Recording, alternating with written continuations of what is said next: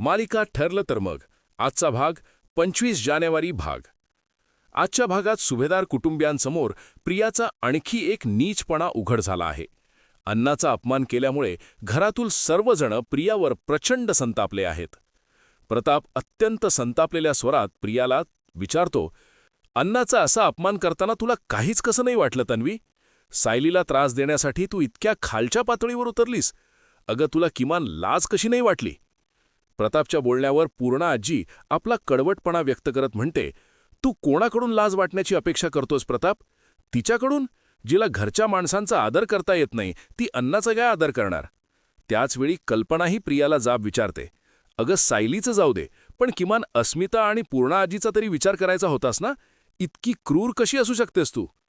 इतके दिवस प्रियाची बाजू घेणारी अस्मिताही आज तिला सुनावते, ज्या माणसाने सायलीवर संस्कार केले त्यांनीच तुझ्यावरही केले ना, मग तुझं वागणं इतकं किळसवाणं कसं असू शकतं?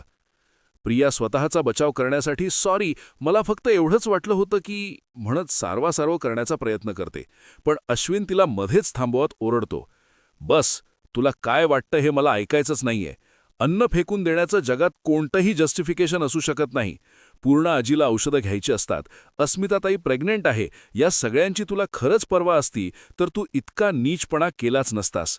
हे तुझं रडणं म्हणजे केवळ एक नाटक आहे. जेव्हा प्रिया त्याला गैरसमज न करून घेण्याची विनंती करते तेव्हा अश्विन अधिकच संतापतो. तो म्हणतो, कसला गैरसमज? तो व्हिडिओ खोटा आहे का? तुझं खरं रूप आता सगळ्यांच्या समोर आलंय. शेवटी अश्विन एक कठोर निर्णय घेतो.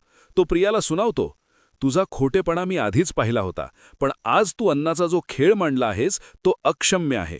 तू आज घरातल्या सगळ्यांना उपाशी ठेवण्याचा प्रयत्न केलास, त्यामुळे शिक्षा म्हणून आज दिवसभर तू स्वतः उपाशी राहणार आहेस.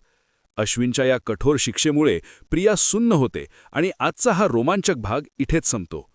पुढील भागात काय घडणार? प्रिया ही शिक्षा निमूटपणे सहन करेल की पुन्हा काही नवीन डाव रचेल? हे पाहण्यासाठी पाहत रहा ठरलं तर मग. भेटूया पुढील भागात. तोपर्यंत नमस्कार.